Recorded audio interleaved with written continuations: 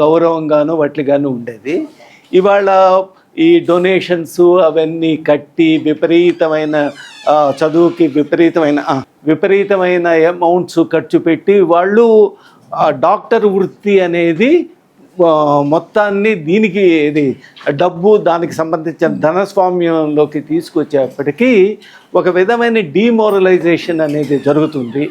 అలాంటి టైంలో బ్రహ్మారెడ్డి గారు ఒక కర్తవ్యంగా భావించి ముఖ్యంగా ఈ డాక్టర్స్ కమ్యూనిటీ, విద్యార్థులు, డాక్టర్ చదివేవాళ్ళు వాళ్ళందరిలో ప్రజల ఎడ, రోగుల ఎడ ఏ విధమైన హ్యూమిలిటీతో వాళ్ళని ట్రీట్ చేయాలి, వాళ్ళ బాధ్యత ఎందుకు అయ్యింది అనేది బ్రహ్మారెడ్డి గారి అంటే జనం అది చాలా ఎఫెక్టివ్గా వీరు వచ్చేసిన తర్వాత వీరు చాలా ఎఫెక్టివ్గా చాలా బాగా చేస్తున్నారు. అది జన విజ్ఞాన వేదిక బ్రహ్మారెడ్డి గారి పేరు మీదే ఉంటుంది. ఆ వారి పేరుతోనే అది చాలా గొప్ప. నాకు ఒక మిత్రుడు ఉండేవారు, కిషోర్ గారు అని ఉండేవారు. ఆయన చాలా డెడికేటెడ్గా వర్క్ చేసేవారు జన విజ్ఞాన వేదికలో. ఆయన ద్వారానే నాకు బ్రహ్మారెడ్డి గారి పరిచయం. బ్రహ్మారెడ్డి గారు మీతో మాట్లాడటం అనేది చాలా గొప్ప విషయం. ఆయన అలా వచ్చి మీతో మాట్లాడుతున్నందుకు బ్రహ్మారెడ్డి గారికి థ్యాంక్స్ చెప్పడం ఎందువల్లంటే అది ఆయన బాధ్యత కింద తీసుకుంటారు కనుక యూత్ని ఇది వాళ్ళలో జ్ఞాన సంపదని సామాజిక పరంగా వాళ్ళు మలచబడటానికి ఆయన అది బాధ్యతగా నా మిత్రుడు దంపా కృష్ణకిషోర్ అనే వ్యక్తి మా ఇద్దరికి పరిచయం కల్పించిన కూడా దానికంటే ముందే ఒక మంచి అభిరుచి కలిగిన దర్శకునిగా అంకురం సినిమా అంతకు ముందే చూసాం. మేము చాలా గొప్ప దర్శకుడు ఆంధ్రదేశానికి దొరికాడని మేమంతా భావించాం. దాన్ని 2-3 సార్లు అర్థం చేసుకోవడానికి చూసాం. మేము మా మిత్రులందరూ చూపించాం. అట్లా మా పరిచయం అలా జరిగింది ముందే. తర్వాత మేము జన విజ్ఞాన వేదిక కార్యక్రమాలు, సైన్స్ ప్రచారము ఇలాంటివన్నీ చేసే సందర్భంలో మా కృష్ణకిషోర్ ఆయనకి మంచి మిత్రుడు. ఆయన మాకు కూడా మంచి మిత్రుడిగా మారాడు కాలక్రమేణా. అట్లా మా సాన్నిహిత్యం దాదాపు 20 ఏళ్ళ నుంచి కొనసాగుతోంది. కొద్దిసేపు మీతో మాట్లాడతానని చెప్పి పర్మిషన్ అడిగాయన్ని. మా పిల్లలు ఉంటారండి, సినిమాటోగ్రఫీ, ఎడిటింగ్ ఇట్లా నేర్చుకునే పిల్లలు. చెప్పలేం మీరు ఎవరు గొప్ప స్క్రీన్ ప్లే రాసేవాళ్ళుగా మారుతారో, గొప్ప డైరెక్టర్లుగా ఎవరు మారుతారో నోబడీ కెన్ ఇమాజిన్ నౌ. మీకు ఆ బలమైన కోరిక అయితే ఉండాలి. ఖచ్చితంగా నేను ఈ ప్రపంచం గుర్తుంచుకోవడానికి వెనుక వచ్చే స్థాయి వ్యక్తిగా మారాలనే కోరిక అయితే మీకు ఉండాలి. ఏ వృత్తి స్వీకరించినా నా అభిప్రాయం అందులో నెంబర్ 1 అవ్వాలి. ఆ కోరిక అనేది కాంప్రమైజ్ కాకూడదు. నేను నా వృత్తిలో కూడా కాంప్రమైజ్ కాను. నేను ఎంబీబీఎస్ చదువుకున్నా, పోస్ట్ గ్రాడ్యుయేషన్ చేయలే, ఇంకా సూపర్ పీజీ అని ఉంటుంది ఎంసీహెచ్ ఇట్టాడు ఏం చేయలే. కానీ ఐఎమ్ వెరీ హ్యాపీ. నా వృత్తిలో ఖచ్చితంగా నేను చాలా బాగా చేశాను ఫీల్ అవుతున్నా. నేను ఎంబీబీఎస్ క్వాలిఫికేషన్తో హార్ట్ సర్జరీస్ చేశాను, 2000 పైన చేశాను. బహుశా నేను మొదటివాడిని చేయడం, ఎంబీబీఎస్తో చేయడం.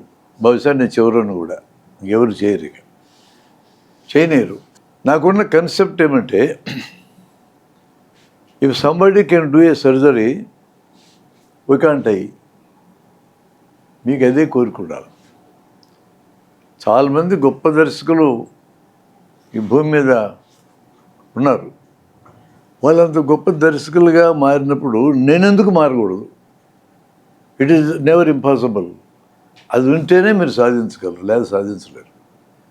మీడియోకర్గా మామూలు వ్యక్తిగా ఎండ్ కావాలని కోరుకుంటే మీరు ఎదగరు. నేను నెంబర్ 1 అవ్వాలంతే. దాన్ని కసి అంటారు. ఆ కసి ఉండాల్సింది. ఏ వృత్తిలోనైనా కసి లేకుండా ముందుకెళ్ళలేము. అయితే దాంతోపాటు what we understood in those days చాలా ఇంపార్టెంట్ విషయమే మాకు అర్థమైంది. 1968లో నేను మెడికల్ కాలేజీలో చేరా, కర్నూలు మెడికల్ కాలేజీలో. ఒక ఏడాదంతా కనపడ్డ సినిమాలని చూసుకుంటూ గడిపా. అంటే ఆ వయసులో చూడాలనిపించింది చూసా. చాలా భయస్తున్నాను నేను. దయ్యాలంటే విపరీతమైన భయం. నేను మెడిసిన్లో వచ్చి పడ్డా. అది శవాలతో వ్యవహారం మాది. ఇవాళ కప్పలతో మొదలెడతాం, బొద్దింకలతో మొదలెడతాం, చివరికి శవాలను కోయాల్సిందే. శవం అంటే దయ్యం. అట్లాంటి భయాలు ఉన్నవాడిని, భయాన్ని వదిలించుకోకపోతే ఈ వృత్తులు నిలబడలేదని తేల్చుకున్నా.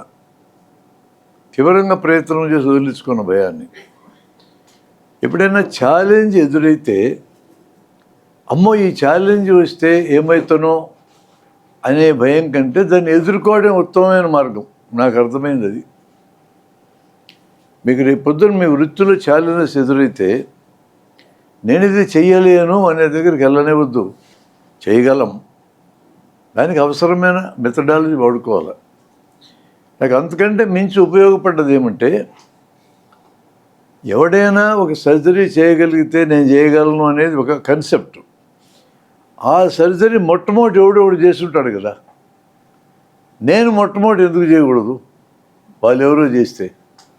అట్లాంటి కన్సెప్టే మనల్ని నిలబెడుతుంది మనం ఎంపిక చేసుకున్నటువంటి ఒకేషన్లో. నేను దాన్ని బలంగా నమ్ముతా. అందుకనే పిల్లలు, మీరు మా తర్వాత 2 తరాలు ఎన్నుకున్నారు. మా తరం 73, నేను మీ దగ్గరకు వచ్చినాం. మీరు ఇప్పుడిప్పుడు నేషనల్ పీపుల్, భవిష్యత్తు మీదే. మీకు అలాంటి బలమైన ఓ కన్సెప్చువల్ క్లారిటీ లేకపోతే ఎంపిక చేసుకున్న వృత్తిలో మీరు కోరిన మేరకు అద్భుతంగా రాణించడం కుదరదు. అది నా మొదటి రిమార్క్. ఇక రెండవ రిమార్క్ ఏమంటే,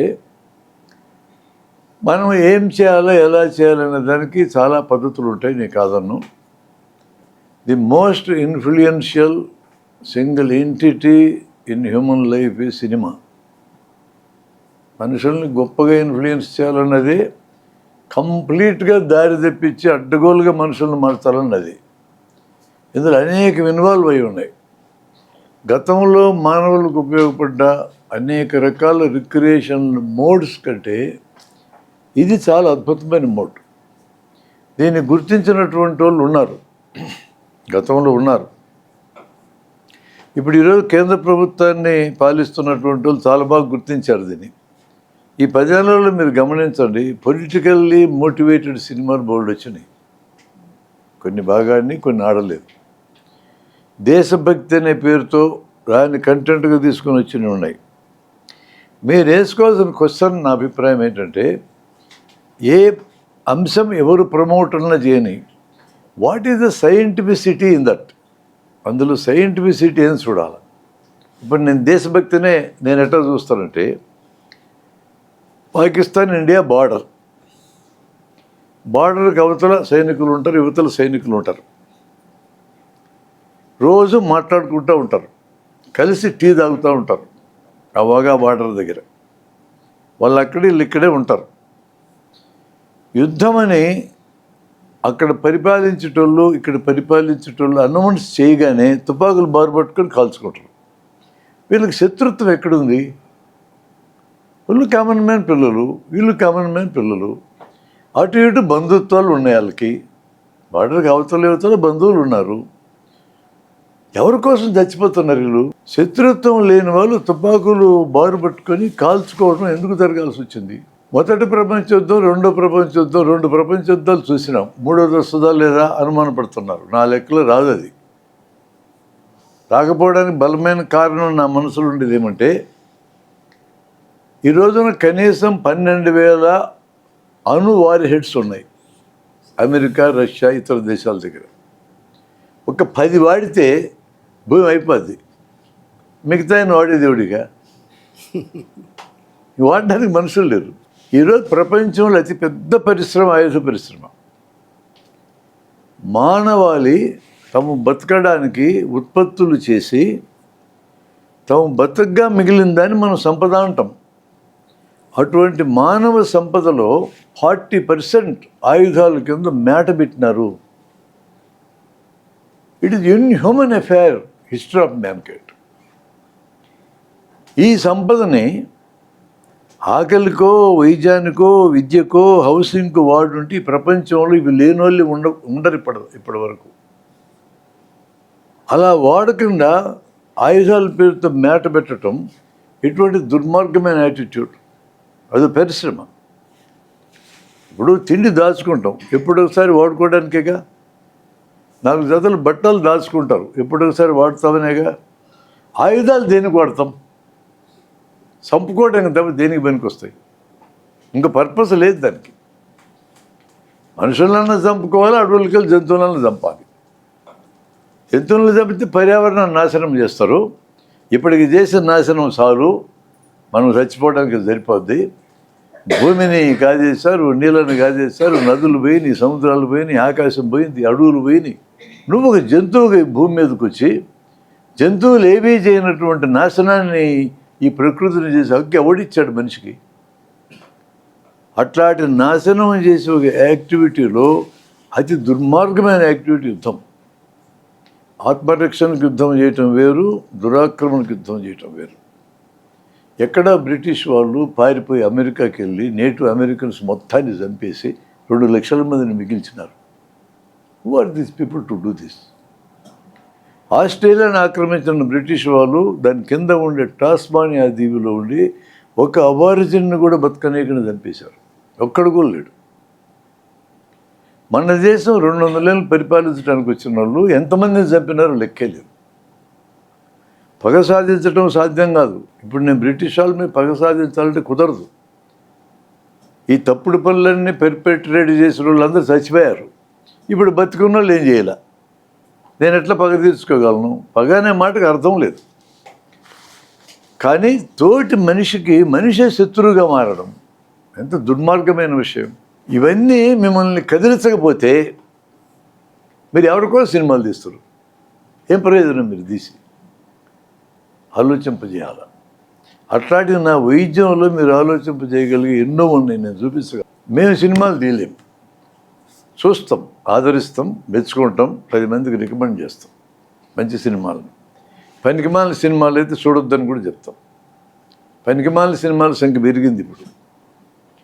మీ నుంచి నాలాంటి వాళ్ళు ఏం ఎక్స్పెక్ట్ చేస్తారంటే అద్భుతమైన కళాఖండాలు మీరు తీయాలనే కోరిక మీకు ఉండాలి. అటువంటి ఇన్ఫర్మేషన్ ఎంతైనా ఇవ్వగలం. 1-2 ఇన్ఫర్మేషన్లు ఇస్తాం, మీరు చూడండి. కరోనా జబ్బు వచ్చి 2-3 ఏళ్ళు జనం అతలాకుతలమయ్యారు కదా. అది ఎట్లొచ్చిందనే దానికి మన దేశంలో చాలామంది ఏమేమి మాట్లాడినారు. చైనా వాళ్ళు పంపించారని, తబ్లిగా జమాయత్ వాళ్ళు మీటింగ్ పెట్టుకుంటే ఆ ముస్లింలు పంపించినారని, దానికి విరుగుడుగా ఆవు మూత్రం తాగితే పోద్దని, ఆవు ప్యాడ్ ఇంట్లో అలిగితే పోద్దని, ఒక ఆయన అయితే సైంటిస్ట్ మెంతులు తింటే పోద్దని, తపేలాలు కొడితే పోద్దని, పల్లెలు కొడితే పోద్దని సాక్షాత్తు పెద్ద స్థాయిలోనే మాట్లాడారు. దానికి సంబంధించిన అన్ని ఫ్యాక్ట్స్ ఈరోజు అందుబాటులో ఉన్నాయి. ఫార్చునేట్లీ ఈ ఫ్యాక్ట్స్ అన్నీ ఆ జబ్బు వచ్చిన నెలకే మాకు తెలుసు. అవి ఇన్ఫర్మేషన్ ఇచ్చినటువంటి ఆ department community medicine department. Community medicine అది సోషల్ అండ్ ప్రివెంటివ్ మెడిసిన్ అంటారు దాన్ని మా వైద్య పరిభాషలో. వైద్యంలో విద్యార్థులు సంపూర్ణంగా నిర్లక్ష్యం చేసే సబ్జెక్ట్ అది. ఒక్కడి దాంట్లో పీజీ చేరడు, కానీ ప్రపంచాన్ని కాపాడే సబ్జెక్ట్ అదే. అటువంటి నొక్కడం లేనే లేదు అసలు. మా మెడికల్ కాలేజ్ చెప్పరు దాని గురించి అంతగా. ఆ సబ్జెక్ట్ అంత ఇంపార్టెంట్. అది ఇచ్చిన డేటా ఆశ్చర్యకరమైన డేటా. 6 అడుగుల దూరంలో మెయింటైన్ చేస్తే నీకు జబ్బు రాదు. దగ్గినప్పుడు తుమ్మినప్పుడు నీ ముఖాన్ని చేత్తో ఇట్లా కప్పుకుంటే నీ దగ్గర వైరస్ ఉంటే ఇక్కడ ఆగిపోద్ది, ఇతరుల దగ్గర వైరస్ ఉంటే దగ్గర తుమ్మిన ఇక్కడ ఆగిపోద్ది. చేయగడుక్కుంటే చాలు. ఏం ఖర్చు అవుతుందండి కరోనా వ్యాధి రాకుండా ఉండటానికి? 6 అడుగుల దూరం నోటికి చేయకుండా పెట్టుకోవడం, ఒక్క పైసా ఖర్చు ఉండదు దానికి. ఇదే విషయం మేము గ్రామాలన్నీ తిరిగి వార్డులు తిరిగి ప్రచారం చేసే 2 ఏళ్ళు నేను మా వేదిక తరఫున. ఖర్చు లేకుండా, దమ్మిడీ ఖర్చు లేకుండా, ఇది మా డైలాగు. ఒక్క దమ్మిడీ ఖర్చు లేకుండా, ఒక్క పైసా ఖర్చు లేకుండా కరోనా జబ్బు రాకుండా చేసుకోవడం ఎలా? న్యాయం అట్లాంటివన్నీ సినిమాల రూపంలో వెళ్ళాలి జనంలోకి పెద్ద ఎత్తున. మేము మాకు చేతనంతలు వీడియోలు తీసి పంపించాం. దాదాపు 100 వీడియోలు తీసే టైంలో మా ఇంట్లోనే చేసుకున్నాం. చిన్న స్టూడియోలాగా మార్చుకొని చేసుకున్నాం. అది మా రెస్పాన్సిబిలిటీ కింద భావించినాం. అంత ఈజీగా దాన్ని ఎదుర్కోగలిగితే మాస్కులు కట్టుకునేది విపరీతంగా ప్రచారం జరిగింది. మధ్యలో 2020 జూలై చివరిలో 237 మంది శాస్త్రజ్ఞులు ఒక లెటర్ ప్రపంచ ఆరోగ్య సంస్థకి ఇచ్చారు. మీరేంది దగ్గినా తుమ్మినా కరోనా జబ్బు వ్యాపిస్తున్నారు, గాలిలో కూడా వైరస్ వ్యాపిస్తుంది, 10% వైరస్ గాలిలోకి వెళ్తుందని రిపోర్ట్ ఇచ్చారు. దాన్ని ప్రెస్, ఇంటర్నేషనల్ ప్రెస్ ఏం చేసిందంటే గాలిలో వ్యాపిస్తుంది అనే భాగం కట్ చేసి తీసుకున్నారు. ఎయిర్ కండిషన్డ్ ఫెసిలిటీస్లో అక్కడక్కడే వైరస్ తిరుగుతుంది కాబట్టి అక్కడ ఉన్న వాళ్ళకి గాలిలో రోగం వస్తుంది. ఆ భాగం కింద రాసినారు వాళ్ళు, అది తీసుకోలేరు.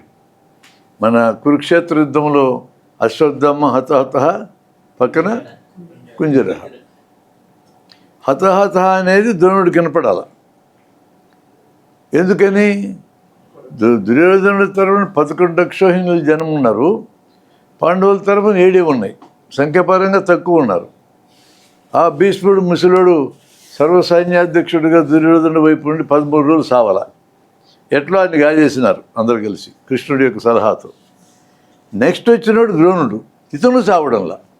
ఈ ఇద్దరు ముసలోళ్ళని చంపలేకపోతే వీళ్ళందరినీ మేము ఇప్పుడు చంపాలి బావా అని పాండవులు పోయి కృష్ణుడి దగ్గర మొత్తుకుంటే సలహా ఇచ్చినాడు కృష్ణుడు. ఇట్లాంటి పనికిమాల సలహాలు ఇవ్వడానికి కృష్ణుడు నెంబర్ 1. ఇప్పుడు రాజకీయ నాయకులకందరికి ఆయనే గురువు. ఇట్లాంటివన్నీ నేర్పించింది ఆయనే, ఎట్టెట్ట కొంపలు ముంచాలని అన్నీ ఆయన కొంపలు ముంచే కార్యక్రమం నేర్పించాడు. అరే మీరు ద్రోణుడి దగ్గరికి వెళ్ళి, వాడికి చాలా ఇష్టం కొడుకంటే అశ్వత్థాముడు అంటే, అశ్వత్థాముడు సచ్చాడని చెప్పండి, వాడు బాణాలు కిందేస్తాడు, అర్జునుడు వేసేసుకున్నాడు. ఎవరు చెప్తే నమ్ముతుడు? ధర్మరాజు చెప్తే నమ్ముతుడు. కాబట్టి ధర్మరాజుకి పని అప్పచెప్పినారు. నేను అబద్ధం ఆడకూడదు కదా అన్నాడు. అదే చెప్పు, నిజాలు చెప్పేవాళ్ళగా. సరేలే నీకు ఆ సెంటిమెంట్ ఉంటే సరే, నువ్వు అశ్వత్థామ హతహతను పక్కన కుంజరాహాన్ని కలుపు, అప్పుడు మేము డోలు వాయిస్తూ వాడికి వినపడకుండా పోద్దని ఐడియా, కృష్ణుడు ఇచ్చిన ఐడియానే. ఇట్లాంటి సాగు తెలివితేటలు సాలోనే ఆయనకి. ఇదే పద్ధతిలో చంపినారు. ఇక్కడ పోలికుంది నేను చెప్పి కరోనా దానికి. అశ్వత్థామ హతహత గాలిలో వైరస్ వ్యాపిస్తుంది, కుంజరహ ఎయిర్ కండిషన్ ఫెసిలిటీస్లో. ఇది వినపడకుండా అది వినపట్టేట్టు చేశారు. దాంతో వరల్డ్ ప్రెస్ విజృంభించి గాలిలో వైరస్ పోతుంది, గాలిలో పోతుందని ప్రచారం చేయటం వలన జరిగింది ఏంటంటే మాస్కుల వ్యాపారం 13.5 లక్షల కోట్లు పెరిగింది. ఇట్లాంటి అబద్ధాలు చెప్పి వ్యాపారం చేస్తారు. అబద్ధాలు చెప్పే కదా యుద్ధాలు చేస్తారు, మనుషులకు శత్రుత్వాలు పెట్టి. ఈ పాకిస్తాన్ నుండి కామన్ మ్యాన్కి, ఇండియాలో నుండి కామన్ మ్యాన్కి ఏముందండి శత్రుత్వం? వియత్నాంలో నుండి కామన్ మ్యాన్కి, అమెరికాలో నుండి కామన్ మ్యాన్కి ఏం శత్రుత్వం ఉండి అమెరికా పెద్ద మనుషులు యుద్ధం చేశారు? జ్యూస్ అనేటోళ్ళు మనలాగా పుట్టిన వాళ్ళు అమ్మనాన్నలకి వీళ్ళందరినీ చంపేయాలని హిట్లర్ అనుకున్నాడు. 60 లక్షల పైన చెప్పేశాడు. ఆ మెంటల్ గాడు ఆ పని ఎందుకు చేశాడు? చేశారు ఇట్లా. ఇప్పుడు వాళ్ళు వారసులు ఉన్నారు చాలా చోట్ల, చాలా దేశాల అధ్యక్షులు ఇప్పుడు హిట్లర్ వారసులు.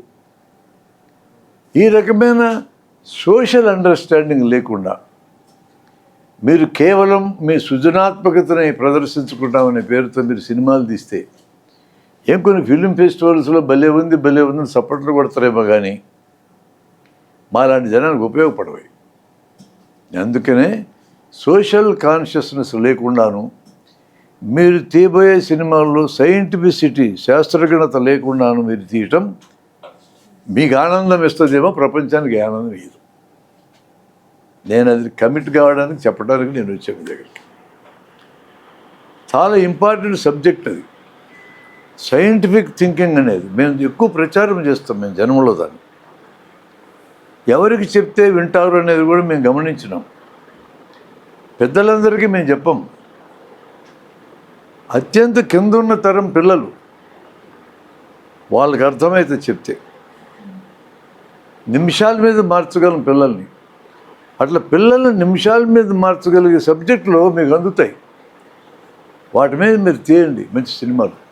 ప్రభుత్వం అనేది ఎట్లా పనిచేస్తే చెప్పడానికి చిన్న కథ చెప్తాను నేను.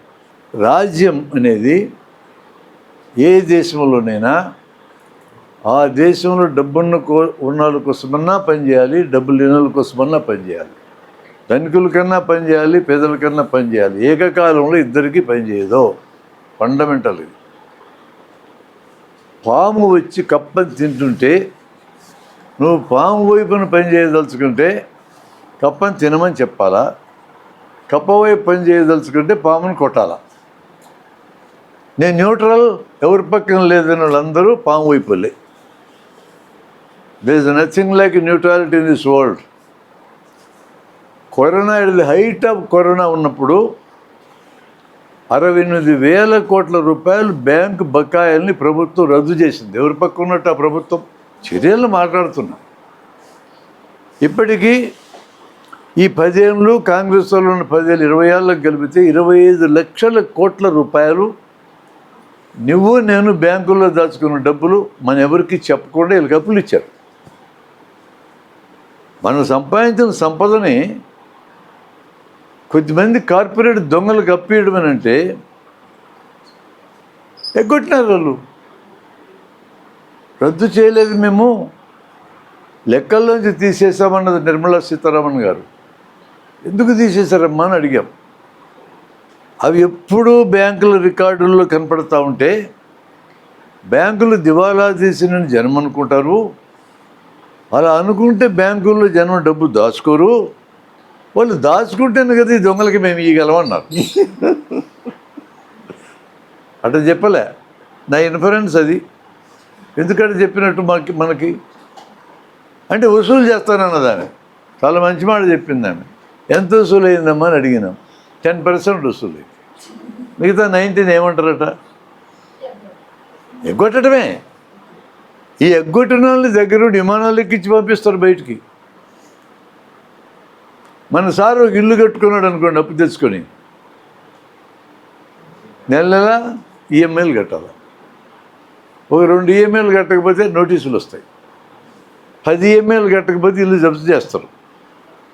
పొరపాటున ఏదైనా డబ్బు వచ్చి ఎర్లీగా అప్పు క్లోజ్ చేయాలంటే పెనాల్టీ వేస్తారు. ఇప్పుడు చెప్పి ఎవరి కోసం పనిచేస్తాయి బ్యాంకులు? మన కోసం పనిచేయవు, దొంగల కోసం పనిచేస్తాయి. అరే ఎవడరా దొంగలందరూ ఇటు అప్పంతా ఎగ్గొట్టినారు, వాళ్ళు పేర్లు ఇవ్వండిరా అంటే అమ్మమ్మ అల్లకల్లోలమైతే దేశం పేర్లు ఇవ్వమంటున్నారు. అల్లకల్లోలమవుతుందా? ఈ దొంగలను పట్టుకుని తంతమా? ఒలిమండలు తంతరు, వాళ్ళని తనులు పడకూడదు వాళ్ళకి. కాబట్టి రాజ్యం ఎవరొకరి కోసమే పనిచేస్తుంది. ఈ క్లారిటీ లేకుండా మీకు సినిమాలో క్వాలిటీ రాదు. అట్లాడు కజ్జప్ తిను. ఓ చెప్పుల షాప్కి వెళ్ళారు, చెప్పులు వేసుకొని డబ్బులు ఇవ్వకుండా బయటికి వెళ్ళి చూద్దాం ఏమవుతుందో. అసలు మనం దానికి సిద్ధపడము. మన మనసు ఆల్రెడీ ట్యూన్ అయి ఉంది, డబ్బు ఇవ్వకుండా ఏ వస్తువు తీసుకోకూడదు అని. ఈ గ్రూపుల్లో ఎవరు కూడా నేను చెప్పిన ప్రయోగం మీరు చేయలేరు, మీ మనసు ఒప్పుకోదు. ప్రయోగం కింద మీరు ఒకరు కెమెరా పట్టుకోండి, కనపడకుండా సాటున ఇంకొకరు యాక్ట్ చేయడానికి వెళ్ళండి, ఎట్లుంటుందో చూద్దాం, రికార్డు చేద్దరు. బయటికి రావడం మొదలెట్టగానే అక్కడ ఉండి గుమస్తా ఉంటాడు. గుమస్తా మన పిల్లోడు, ఓనర్ కాదు. బతకటానికి అక్కడ చేరాడు. సార్ సార్ సార్ అంటాడు. ఏమి అంటాడు ఈయన. చెప్పులు వేసుకొని పోతున్నారు సార్ మీరు? అవును వేసుకొని పోతున్నా. అట్లెట్లా పోతారు సార్ మీరు? పోయేది ఏముందా, నీ షాపు నుండి చెప్పులు ఉన్నాయి, నాకు చెప్పులు లేవు, ఒక జతే కదా తీసుకున్నా, వేసుకొని పోతున్నా, కాళ్ళు ఉన్నాయి, నేల ఉంది, పోతున్నా అంటారు మీరు. నేను ఉంటే పోవడమేనా? నువ్వు పోకేమయ్యా, పోతున్నా. పోవడానికి లేస్తారు అట్లా అంటాడు. వెంటనే పోలీసులకు ఫోన్ చేస్తాం. కేకలేస్తాడు అతను. చెప్పులు వేసుకొని పోతున్నా, డబ్బులు కట్టుకున్నా అరుస్తాడు అతను. దారిని పోయేటోళ్ళు 10 మంది జారుతారు నీ చుట్టూ. ఇప్పుడు నువ్వేమడుగుతావు? ఈ షాపు నీదా? కాదు. ఆ కుర్రాడు మేవాడా? కాదు. ఓనరు నువ్వా? కాదు. మరి మీరు ఎందుకు వచ్చినారా, నా చుట్టూ ఎందుకు చేరినారని అడగండి. మీరు చెప్పులు వేసుకొని పోతున్నా ఉంటా కదా. అవును పోతున్నా. ఎంతమందికి చెప్పాలరా పోతున్నా అని అడిగి చెప్పినా, మళ్ళీ అడిగి చెప్పాలా? ఎట్లా పోతావు మళ్ళీ అది అడుగుతావు. ఇట్లా పోతున్నా వెంటనే మీదకి ఒకడు వస్తాడు, సాయి సంపకేసి కొట్టండి, వాడు వెనక తగ్గుతాడు, మిగతా నేను పట్టేస్తాను. అది వాళ్ళకి ఏం సంబంధం మీ చెప్పులతో? నేను ఎందుకు పట్టుకున్నారు వాళ్ళు?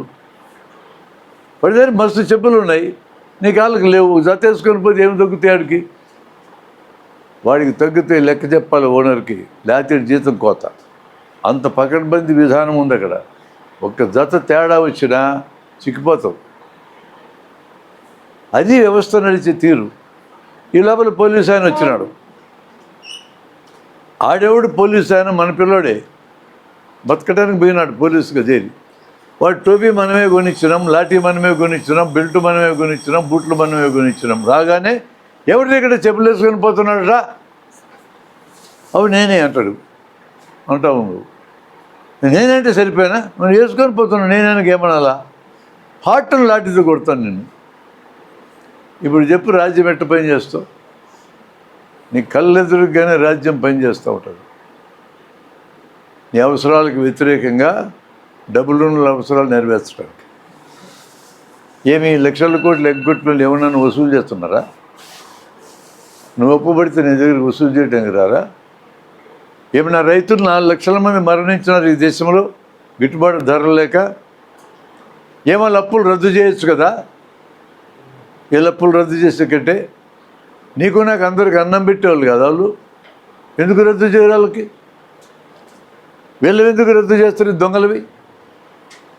I understand very clearly government ఎవరి కోసం పనిచేస్తే అర్థమవుతుంది. అవి మీరు కళాత్మకంగా జనానికి చూపాలి, అలాగే బండగా కాదు. నేను ఇట్లే చెప్తా, క్లాస్ చెప్తే దొంగల రాళ్ళని చెప్తాను. నేను ఒక యాక్టివిస్టుని, నేను సూటిగానే చెప్తా. మీరు కళను ఉపయోగించుకొని ఒక్కోసారి సెటైర్ ఆడుకొని, అద్భుతమైన వ్యక్తి మా ప్రధాని గారు 10 ఏళ్ళ నాడు విదేశాల్లో ఉండే దొంగ డబ్బంతా పట్టుకొచ్చి దాదాపు 70 లక్షల కోట్లు తీసుకొచ్చి ప్రతి అకౌంట్కి 15 లక్షలు ఇస్తానన్నాడు. ఇంత అద్భుతమైన ప్రధాని నేను భూమి మీద చూడలా. సెటైర్ నేను వాడుతున్నా. పోయినసారి ఇస్తానన్నాడు, 19 ఇస్తాడు అనుకున్నా, 24 ఇస్తాడు అనుకున్నా, 29 గ్యారెంటీకి ఇస్తాడు అని మాట్లాడతాడు.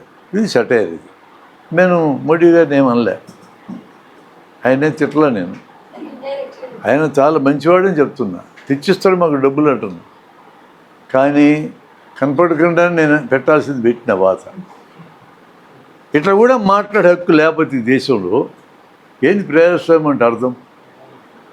నువ్వు ప్రామిస్ చేసింది కదా నేను అడిగినా, నేను కొత్తగా అడగలేదు కదా. నువ్వు ప్రామిస్ ఎందుకు చేసిన అలాంటప్పుడు ఇవ్వదలుచుకుంటే? These are political satires. అది మోడీ ఒకరనే కాదు, ఏ రాజకీయ నాయకుడైనా ప్రజల కోసం పనిచేయాలా. నీ వాగ్దానాలు ప్రజల కోసం చేయాలా. నువ్వు వాగ్దానం నెరవేర్చలేకపోతే వాగ్దానం చేయగాకు. నేను ఇంతకంటే వాగ్దానం చేయను. నేను ఎవరేమంటారు?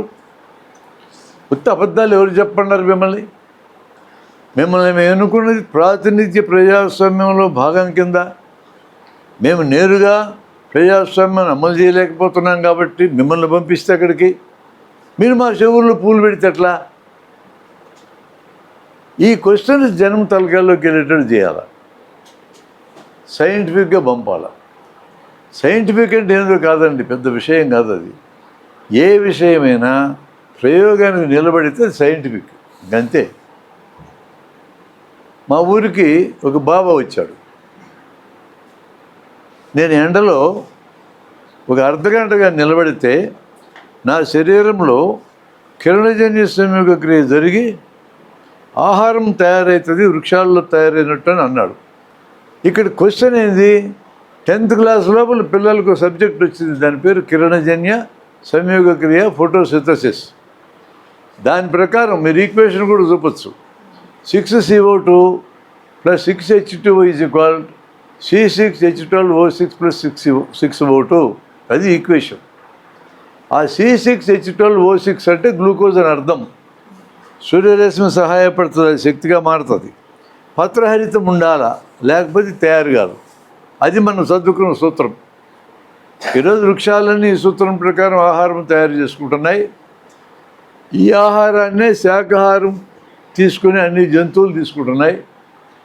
కొన్ని జంతువులు ఈ శాకాహారంతో బతికే జంతువులు తిని బతుకుతున్నాయి. మొత్తం మానవ జీవితం నడవడానికి కారణం సూర్యరశ్మి. ఇప్పుడు క్వశ్చన్ ఏమొస్తుంది, ఈ బాబా అని చెప్పబడే బాబాలందరికీ మనమేం వ్యతిరేకం కాదు. మంచి పనులు చేసే బాబాలు మనం ఎందుకు క్వశ్చన్ చేస్తాం? ఈయన మనల్ని బురిడి కొట్టిస్తున్నాడు కాబట్టి క్వశ్చన్ చేసే, కానీ ఈయన గాలి పీలుస్తున్నాడు, కార్బన్ డైఆక్సైడ్ వస్తూ ఉంది. నీళ్ళు తాగుతూ ఉన్నాడు, H2O వస్తూ ఉంది, నీళ్ళు వస్తూ ఉన్నాయి. ఎండలో కూర్చున్నాడు, సూర్యరశ్మి కూడా వస్తూ ఉంది. పత్రహరితం ఏది? పచ్చదనం ఏది? లేదు కాబట్టి అసలు ఆహారం తయారయ్యే అవకాశం లేదు.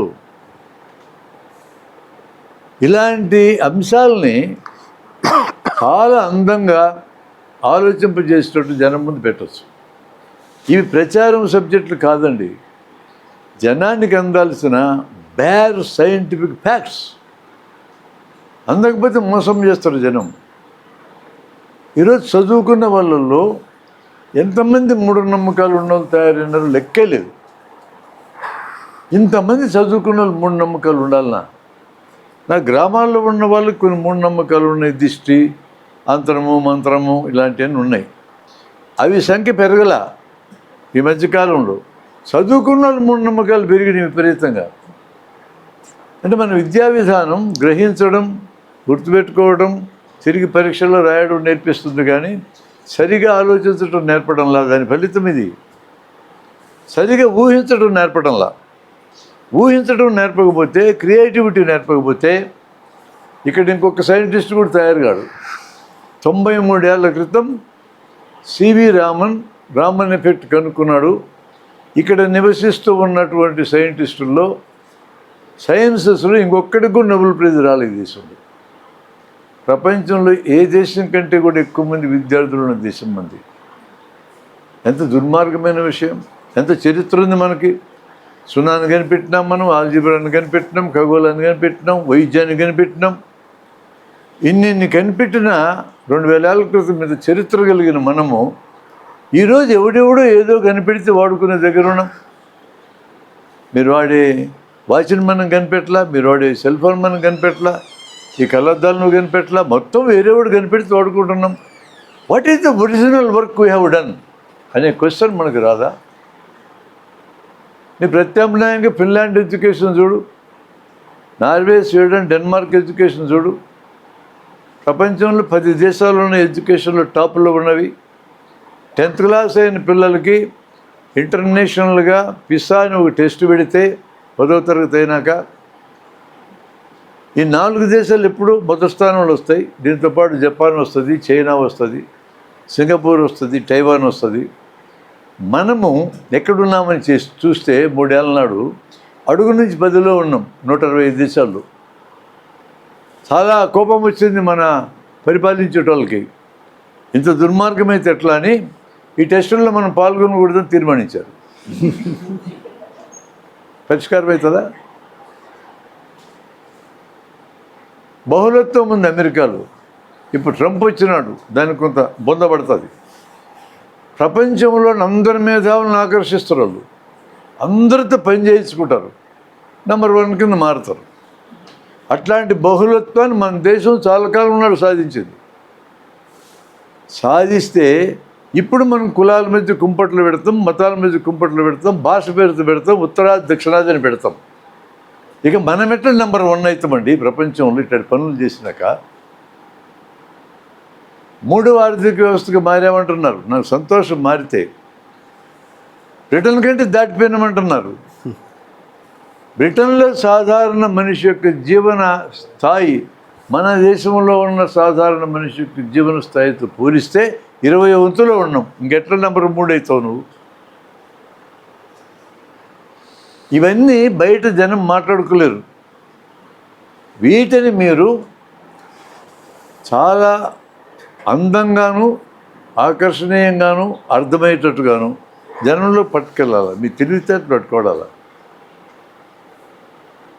ఏదో బిడేదో నేర్చుకొని సినిమాటోగ్రఫీ కొంత, డైరెక్షన్ కొంత నేర్చుకొని పోదాం. ఇట్లాంటి తెల్ల జుట్టు వాళ్ళందరినీ పిలిచి తిక్క కూతలని చెప్పిస్తున్నారు అనుకోకండి మీరు. ఈ తిక్క కూతల వాళ్ళమే మీ సినిమాలు చూడాల్సింది రేపు పొద్దున. మా అందరి ప్యాటర్నేజ్ లేకపోతే మీరేం సినిమాలు తీస్తారు? మాకు అర్థమయ్యేటట్టు, మాకు అవసరమయ్యేటట్టు, మమ్మల్ని మోటివేట్ చేసేటట్టు మీరు పిక్చర్స్ తీస్తే మేము ప్రమోట్ చేస్తాం మిమ్మల్ని. ఇప్పుడు చాలా భాషల్లో మంచి మంచి కొత్త పిల్లకాయలు వచ్చారు, కొత్త డైరెక్టర్లు వచ్చారు. మన దురదృష్టం ఏంటంటే తెలుగులో అంతమంది రావడంలా. అంటే దాన్ని తెలుగుని తెగులుగా మార్చినారు, అందుకని రావడంలా. ఈ మలయాళంలో వస్తున్నాయి, తమిళ్లో వస్తున్నాయి, హిందీలో కూడా కొత్త వాళ్ళు తీస్తున్నారు. మనకేమొచ్చింది? హీరో వర్షిప్ అనేది వచ్చి హీరోలు మాత్రమే ఉండాలా, ఓ ఫార్ములా ఉండాలి, దిక్కుమాల ఫార్ములా. వరిష్ట సినిమాలు చూశాను తెలుగులో, నేను చూడడం చేతగానటువంటి సినిమాలు చూశాను. పేర్లు చెప్తే మీరు బాధపడతారు, కానీ మా పెటర్నిటీని అన్నారని మేము బయట మాట్లాడుకుంటాం బాణీల గురించి. ఇంటాడు ఎదవల్ని తయారు చేసింది ఏంది ఆంధ్రదేశం కాదు, అట్టాడిగా తీయాల్సింది. నేను కొన్ని సినిమాలు అద్భుతమైనవి చూశాను. ఒక హిచ్కి సినిమా హిందీలో వచ్చింది. ఎడ్యుకేషన్ ఎంత గొప్పదని చెప్పడానికి. హిచ్కి, రాణి ముఖర్జీ హీరోయిన్. అట్లాంటి సినిమాలు మీరు కూడా చూడాలా. కన్సెప్ట్ అద్భుతమైన కన్సెప్ట్. ఆ అమ్మాయికి జబ్బు ఉంటుంది, టోరెట్ సిండ్రోమ్ అని. ఎక్కిరిలాగా వస్తే ఇట్లా గుద్దుకుంటూ ఉంటుంది. చిన్నపిల్లగా ఉన్నప్పుడు ఆ అమ్మాయిని స్కూల్లో చేరిస్తే ప్రతి పిల్లవాడు ఎగతాళి చేసేటోడే. ఈ అమ్మాయి డిస్టర్బ్ చేస్తుందని టీచర్లు బయటికి తరిమేవాళ్ళు. ఖాన్ అనే ఒక ఫిజిక్స్ టీచర్ యానివర్సరీ ప్రోగ్రామ్ అప్పుడు మాట్లాడుతూ ఉంటే అందరూ కాన్సన్ట్రేట్గా వింటున్నారు. ఈ అమ్మాయి ఎక్ ఎక్ అంటా ఉంది. పిలిచాడు స్టేజ్ మీదకి, ఏమ్మా ఇట్లా డిస్టర్బ్ చేస్తావు నువ్వు మీటింగ్ అన్నాడు. నేను డిస్టర్బ్ చేయటం లేదు సార్, నాకు ఇది టోరెట్ సిండ్రోమ్ అని చెప్పి మా అమ్మ చెప్పింది, అటు ఎక్కిళ్ళు వస్తాయి సార్ నాకు అన్నది. ఆ మాటలు మాట్లాడేటప్పుడు ఆ పసిబిడ్డని చిత్రీకరించిన దర్శకుడు అద్భుతమైన దర్శకుడు. అది చూస్తే తప్ప ఇంప్రెషన్ మీకు రాదు, నేను వర్ణించలేను దాన్ని.